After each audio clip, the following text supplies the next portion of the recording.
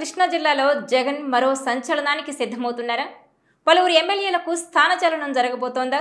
2 MP స్థానాల మీద జగన్ సీరియస్గా ఫోకస్ పెట్టారా? జగన్ పక్కన పెట్టబోతున్న ఎమ్మెల్యేలు ఎవరు? కొత్తగా తెర మీదకు తెస్తున్న అభ్యర్థులు ఎవరు? జిల్లా నియోజకవర్గాలపై ఎప్పుడు క్లారిటీ వచ్చే అవకాశం ఉంది? Watch this R24 special.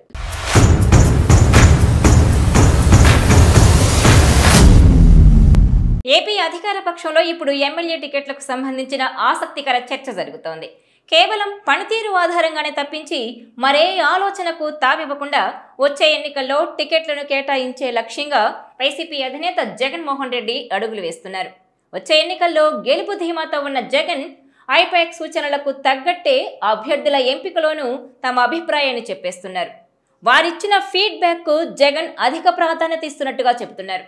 2019 ఎన్నికల్లో ఉమ్మడి కృష్ణా జిల్లా పరిధిలోని 2 లోక్సభ స్థానాల పరిధిలోని అసెంబ్లీ స్థానాల్లో 2 మినహా మిగిలిన అన్ని స్థానాల్ని అధికార వైసీపీ సొంతం చేసుకుంది.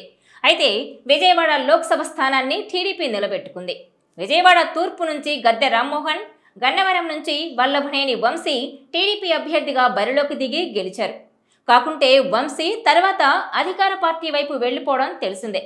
విజయవాడ సెంట్రల్ పరిధిలో గత ఎన్నికల్లో మల్లాది విష్ణు కేవలం 25 ఓట్ల తేడాతో గెలిచారు. ఈసారి సెంట్రల్ టికెట్ను మార్చే వీలుందని చెబుతున్నారు. ఇక తిరువూరు స్థానాన్ని మాజీ ఉప ముఖ్యమంత్రి కోనేరు రంగారావు మనవరాలితో పాటు మరికొందరు ప్రముఖులు ఆశిస్తున్నారు. కాకుంటే ప్రత్యర్థి టీడీపీ అభ్యర్థిని ఎంపిక చేసిన తర్వాత వైసీపీ అభ్యర్థిని ఫైనల్ చేస్తారని చెబుతున్నారు. విజయవాడ ఎంపీ స్థానానికి వల్లభనేని వంశీ పేరును ఐపాక్ ప్రపోజ్ చేసింది. ఆయన ఎంపీగా పోటీ చేయడానికి సిద్ధంగా లేనన్న విషయాన్ని స్పష్టం చేసినట్టుగా తెలుస్తోంది. ఒకవేళ తప్పనిసరిగా పోటీ చేయాల్సి వస్తే గన్నవరం అసెంబ్లీ స్థానాన్ని తాను సూచన చేసిన వ్యక్తికే టికెట్లు ఇవ్వాలన్న షరతు పెట్టినట్టుగా తెలుస్తోంది. దీంతో ఆయన ఎంపిక వాయిదా పడినట్టుగా చెబుతున్నారు.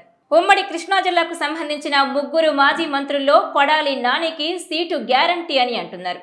మిగిలిన 2లో ఒకరు మాజీ మంత్రి పేర్ని నాని తాను ఈసారి ఎన్నికల్లో పోటీ చేయనని స్వయంగా చెప్పారు.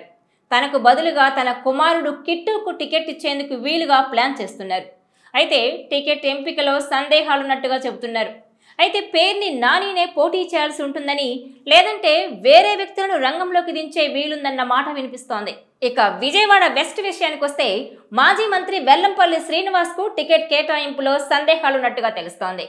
ఆయనకు బదులుగా ఒక మైనారిటీ నేతను బరిలోకి దించే వీలుందన్న మాట వినిపిస్తోంది. అయితే వెల్లంపల్లి మాత్రం తనకు టికెట్ ఇవ్వకుంటే తాను చెప్పిన అభ్యర్థికి టికెట్ ఇవ్వాలని కోరుతున్నట్టుగా తెలుస్తోంది.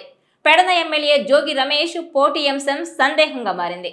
మంత్రిగా వ్యవహరిస్తున్న ఆయన్ను పెడన నుంచి స్థానచలనం ఖాయమని ఆయన్ను ఎంపీగా పోటీ చేయించే వీలుందంటున్నారు. బీసీ వర్గానికి చెందిన నేత కావడంతో ఆయన్ను అవసరమైతే ఏలూరు లేదంటే మచిలీపట్నం నుంచి పోటీ చేసే వీలుందన్న మాట వినిపిస్తోంది.